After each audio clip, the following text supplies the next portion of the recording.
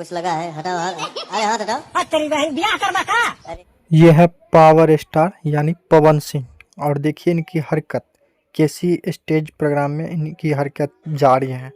यानी कि power star Pawan Singh को ये वीडियो वायरल हो रहा है अभी सोशल मीडिया पे। भोजपुरी के शेर, भोजपुरी के पावर स्टार, जो कि भोजपुरी के बड़ा हीरो माना जाता है, बड़ा स्टार माना जाता है, उनका हरकत आप सभी के बीच में वायरल वीडियो अभी खूब हो रहा है सोशल मीडिया पे, खूब चर्चा में है अभी पवन सिंह इस वीडियो को लेकर। यानी इस वीडियो में जैसे कि आप लोगों ने देखे कि स्टेज प्रोग्राम में कैसे छेड़खानी कर रहा है, ये वीडियो खूब तेज़ी से वायरल हो रहे हैं और ज़्यादा से ज़्यादा भोजपुरी का बदनामी हो रही है अभी के टाइम में। क्योंकि पावर स्टार पवन सिंह ने कुछ ऐसा कर ही दिया है स्टेज पे जो कि पब्लिक को बहुत ही बुरा लग रहा है।